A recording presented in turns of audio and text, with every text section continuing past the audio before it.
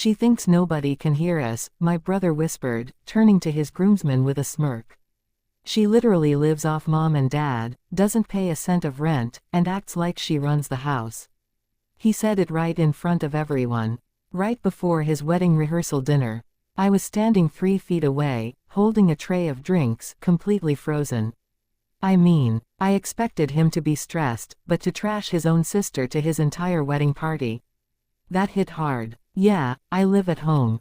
But what he conveniently forgot to mention was that I'm taking care of our sick mother full-time while working a remote job to pay off her medical bills. He didn't care about the truth, though. He just wanted to look like the successful, self-made big brother in front of his military buddies. If you're new here, subscribe, I post a new story every day. So, let's back up for a second because you need to understand the dynamic here. My brother, Mark, has always had this massive ego. He's the type of guy who loves to boast about his salary, his house, and his perfect life, while completely ignoring the fact that our parents funded his entire college tuition. Meanwhile, when our mom got diagnosed with a chronic illness last year, someone had to step up. Mark was too busy with his career to help out. So I moved back into our parents' house. I became mom's primary caregiver, managed her medications, drove her to appointments, and chipped in for groceries and utilities. I wasn't living off mom and dad. If anything, I was keeping the household afloat so they wouldn't have to go into assisted living. Now, fast forward to Mark's wedding weekend. He asked me to help coordinate the rehearsal dinner venue because he wanted to save money on a planner. I agreed because, despite his flaws, he's my brother, right? Big mistake. Huge. I was running around all afternoon setting up tables, making sure the caterers were ready, and keeping everything on track.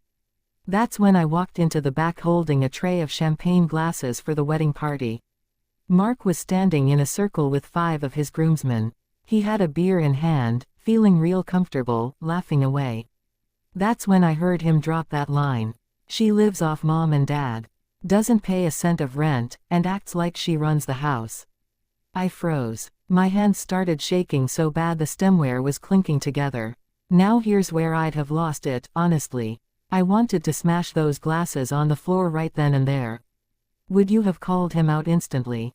Let me know below, because I almost did. I stood there, totally stunned, ready to explode.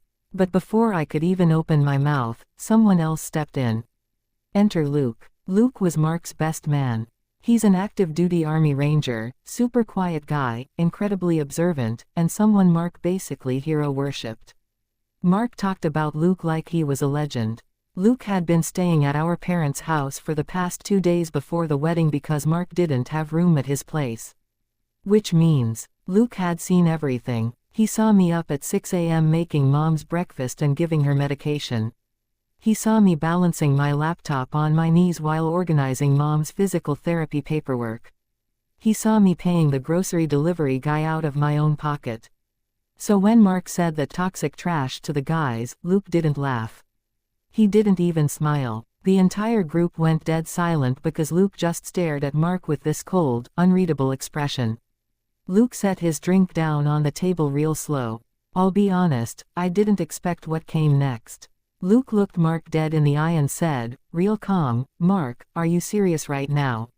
Mark kind of stumbled over his words, laughing nervously. What? I'm just joking around, man. She knows I'm playing. Doesn't sound like a joke, Luke said. His voice wasn't loud, but it carried across the entire room. I've been at your parents' house for 48 hours.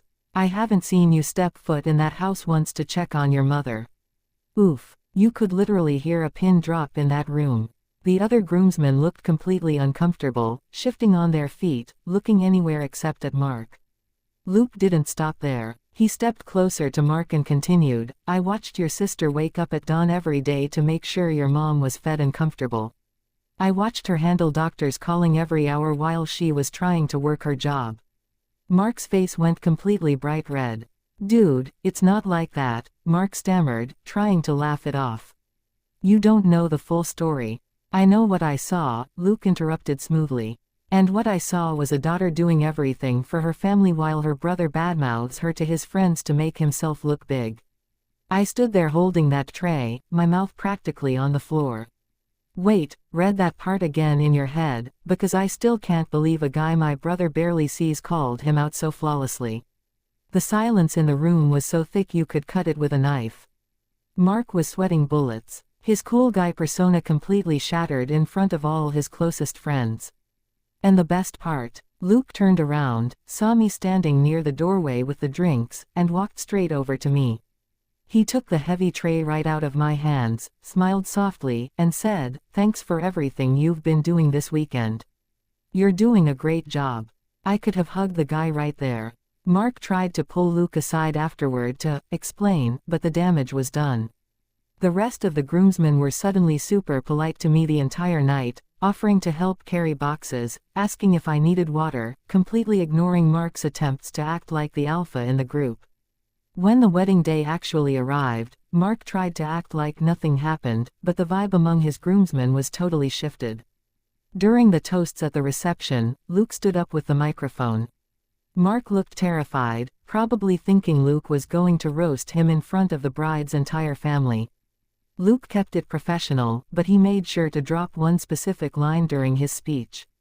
He looked over at our table and said, "And I want to give a special shout-out to the bride and groom's family, especially Mark's sister, who is the real backbone of that family and shows us all what unconditional sacrifice actually looks like." The entire room applauded. Mark had to force a fake smile and clap along, but everyone at the head table could see how humiliated he felt.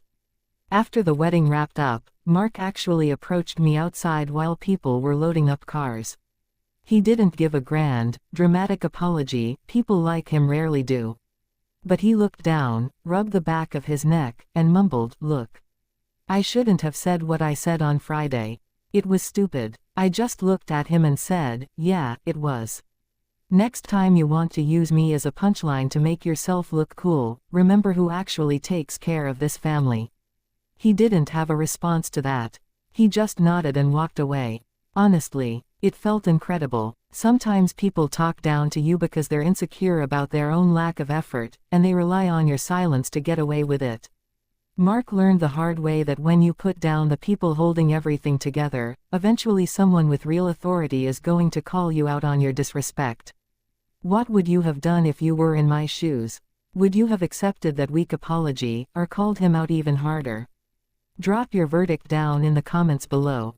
If you enjoyed this story, make sure to like and subscribe. I post brand new stories every single day, and you won't want to miss the next one. Thanks for listening, and I'll see you tomorrow.